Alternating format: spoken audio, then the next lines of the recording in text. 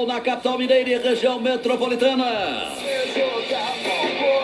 Rádio Esportes no ar, como sempre, bombando em audiência. Vamos imediatamente ao vivo. Toca da Raposa 2. Samuel Venâncio, tem protesto à tarde, Samuel? Pois é, tem sim, Milton. E neste sábado, a Itatiaia em duas frentes, né? A gente acompanha aqui a preparação, a pré-temporada do técnico Adilson Batista. Cruzeiro tentando aí ter um time neste início de 2020. Hoje, trabalhos em dois períodos. Treinamento de agora pela manhã. 2 jogadores fizeram um teste físico, os zagueiros Arthur e o Ramon. O Ramon que deve reduzir o salário para permanecer no Cruzeiro. Aquela negociação que a gente já explicou. E os outros atletas na academia. E à tarde, aí sim a turma no campo. Ontem o Adilson comandou um treinamento técnico aqui, já começando a esboçar a equipe do Cruzeiro. E aí, vamos ver neste treinamento à tarde quais atletas vão a campo, algumas indefinições ainda neste início de ano. E como você disse, à tarde tem protesto no Clube do Barro Preto. Torcedores do Cruzeiro se mobilizando mais uma vez. Entre as reivindicações da torcida neste momento, uma mudança no estatuto do clube. Para muitos, o estatuto atrapalha e muito esse processo de reconstrução do Cruzeiro. O clube que depende tudo de conselheiros, né, que são aí os responsáveis pelas principais decisões. E enquanto isso tem o núcleo dirigente trabalhando. E outra reivindicação da torcida neste protesto que o nosso Emerson Pansieri vai acompanhar é a questão da família União, que são aliados do ex-presidente Wagner Pérez de Sá. Em breve deve ter uma nova eleição e o torcedor neste momento protestando para que a família União não tenha volta neste momento complicado que vive o Cruzeiro. Então, são estas as duas frentes do clube neste momento, neste início de 2020. Daqui a pouco também eu vou passar uma informação importante. A gente recebeu um relatório que seriam as mudanças principais para o Cruzeiro seguir sobrevivendo neste início de 2020. Daqui a pouco eu falo com detalhes sobre isso. Primeiro, vamos ouvir aqui no Rádio Esportes, 11h41. Ontem teve a entrevista do dia do Fico, né, do zagueiro Léo, garantindo a permanência neste ano de reconstrução. E o Adilson Batista falou pela primeira vez também neste início de 2020 e como os trabalhos estão sendo conduzidos nesta etapa aqui no Cruzeiro em meio a várias indefinições, hein, Adilson? Primeiro, bom ano a todos, um ótimo trabalho a todos. Dizer ao torcedor cruzeirense que é um orgulho estar aqui, um orgulho iniciar a pré-temporada, fazer parte desse processo de reconstrução, de reorganizar, de adequação, de entender o momento, das dificuldades que nós temos. Mas desde que chegamos, eu vejo assim muito empenho, muita dedicação, muito comprometimento em busca de a gente no dia 22 fazer uma estreia digna e honrosa e respeitando a camiseta do Cruzeiro. Então hoje nós temos algumas dificuldades em função de renegociar, de acertar, e eu preciso entender isso. E é um grupo que vai ser formado por jovens que têm talento, que têm potencial. Tenho falado muito com o Célio, estou observando os meninos lá na taça, nós temos aqui vários. Então, se tivéssemos um compromisso hoje, eu teria um esboço de um time.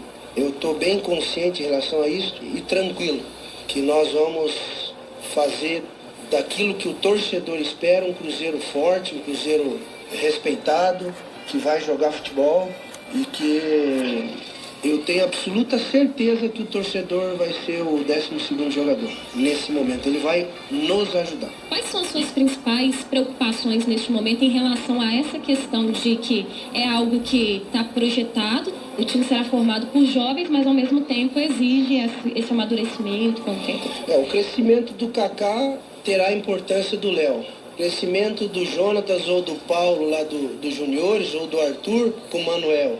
Eu vejo assim futebol. E é importante ter o comportamento que a torcida do Santos tem com os jovens. Ter paciência. Isso nós precisamos ter. Eles vão errar. Nós precisamos compreender, estimular, levar para o treinamento, processo de correção, aceitação, entender o processo. Então é uma oportunidade que está sendo dada em função de diversas situações, mas eles também têm potencial. Então é o que nós vamos fazer, ter muito carinho. Eu sou pai de meninas, eu vou adotar muitos meninos agora. Eu vou ser pai de muitos meninos, é isso que é o meu papel hoje. E eu preciso fazer isso. Adilson, como você já falou, né, o time será formado aí por muitos jovens, a maioria dos jogadores da base do Cruzeiro.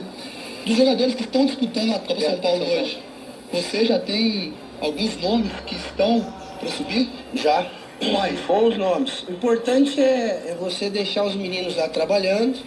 Eu tenho falado muito com o Célio e agora com o Drubski, que também está lá. Então, até para a gente não criar uma ilusão e o menino tem que ter paciência. Alguns vão subir e serão aproveitados pelo talento. Já está aqui no meu processo de lista aqui para...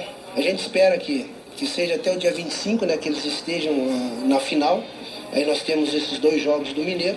Dá para fazer isso com tranquilidade, mas já tenho sim os nomes. Adilson, nessas conversas com os gestores do Cruzeiro, tem uma data estabelecida para se definir um elenco? Como que você vem conduzindo isso? Está entendendo a situação no momento? Mas a partir de qual momento que tem que se definir para começar o ano, você acha que vai ter algumas mudanças aí ao longo desse percurso? Olha, eu trabalhei quase 3 anos aqui. 3 anos só tive o meio de campo como espinha. O goleiro, o Fábio e o Rafael. Eu troquei os 2 laterais, os 3 anos. Eu troquei os atacantes, os 3 anos. Saía, vendia. Isso era normal.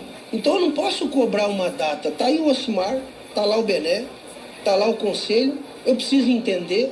Às vezes eles querem determinados jogadores nossos e a gente se interessa por outros. Pode surgir, pode aparecer. Não pode ficar plantando notícia. Vai ter greve, que vai ter isso. Não veio treinar? Eu estou abrindo para vocês. Tá lá, vocês estão vendo os trabalhos. Não surgiu? É administrativo. Eu tenho um time, vocês vão olhar ali. Vai dar 9 contra 9. O Kaká não tá treinando, não acho que é justiça também, tá? Ele não tá treinando é que tá com febre ali, garganta, enfim. Então eu tô tranquilo. Daqui a pouco a gente se ajeita. Até o dia 22 nós vamos ter um time competitivo. Aí você olha, tem 4 jogos seguidos e lá na frente vai ter 16 dias de folga. Quer dizer, é o futebol brasileiro. Muito bem, 11h46, está aí o Adilson Batista falando sobre este início de 2020. A montagem deste elenco do Cruzeiro, dia 22, tem a estreia oficial na temporada. E enquanto isso, o núcleo dirigente também vem acertando alguns pontos, tendo ajudas importantes. Ontem a gente falava sobre aquele risco que o Cruzeiro corria, né, de novas ações na justiça. Então, já colocaram aí uma parte, eles colocaram uma parte dos salários da maioria dos jovens em dia para evitar novas ações na justiça. Estão conversando com outros jogadores para tentar uma permanência. Claro que todos que ficarem terão uma redução no salário para entender o momento que vive o Cruzeiro. Então são estas as situações trabalhadas pelo núcleo neste momento na reconstrução do Cruzeiro. O Léo já disse que fica. Tem novos encontros aí, quem sabe, para acertar permanência de Fábio. O Cruzeiro tem interesse, tem negociação com o Fred, mas a contraproposta do Fred ainda não está no que pensa o Cruzeiro. Então, muita coisa ainda vai acontecer neste início de temporada aqui na Toca da Raposa 2. Até mesmo em termos de reforços. Ontem a gente já falava na Itatiaia, porque o Cruzeiro, num primeiro momento, falou que não vai contratar. Aí é colocar grana, comprar jogador. O clube não tem. Mas empréstimos gratuitos, com a ajuda de outros clubes, isso pode acontecer e deve continuar acontecendo. E o primeiro caso é o atacante Everton Felipe, que apareceu muito bem no time do Sport. Ele foi comprado pelo São Paulo, aí não conseguiu o mesmo rendimento, esteve por último no Atlético Paranaense. Ele vai chegar na semana que vem, emprestado pelo São Paulo, sem custos, e com o São Paulo ainda ajudando numa parte do salário. Então é esse o tipo de negociação que o Cruzeiro vai tentar a partir de agora no mercado. Aí o Globo Esporte também comentou sobre o atacante colombiano Trellis, sobre o argentino Jonathan Gomes, é um meia que foi muito bem no CSA, no Campeonato Brasileiro. O São Paulo também está ajudando o Cruzeiro neste momento de dificuldade que vive o Clube Celeste. Então as negociações do Cruzeiro, elas serão nesse sentido. Por exemplo, o Orejuela. O Ajax hoje confirmou que o Orejuela fica em definitivo no Cruzeiro, confirmou a venda para o clube. É um jogador que não quer perder a chance de ir para a seleção colombiana e sabe que uma Série B, ela diminui essa possibilidade do Orejuela ser convocado para a seleção da Colômbia. Então isso pode pesar para o jogador ser emprestado, de repente vai para uma equipe e a equipe possa mandar alguns atletas para o Cruzeiro para este ano de 2020. Então é assim que o clube vai trabalhar neste momento da temporada aqui na Toca da Raposa 2. Muita dificuldade, mas o pessoal quer voltar o Cruzeiro aí para os trilhos. Sabem, todos eles, que a situação não é das mais fáceis. Por exemplo, ontem, o Saulo Frois, presidente do Núcleo, ele divulgou o primeiro balanço das medidas até aqui adotadas. 98 demissões entre CLT e PJ, que vão significar uma economia de 25 milhões no ano. Mais de 2 milhões aí por mês. Ele falou também sobre a dívida do Cruzeiro, antes orçada na casa dos 700 milhões, mas que já ultrapassa os 800. Então a dificuldade vai só aumentando e esse número ainda pode ser maior. Ele disse que o momento é de se trabalhar para que o Cruzeiro possa continuar sobrevivendo. E complementando a isso, o torcedor do Cruzeiro vai ter a oportunidade, Milton e amigos do Rádio Esportes, de acompanhar no site da própria rádio.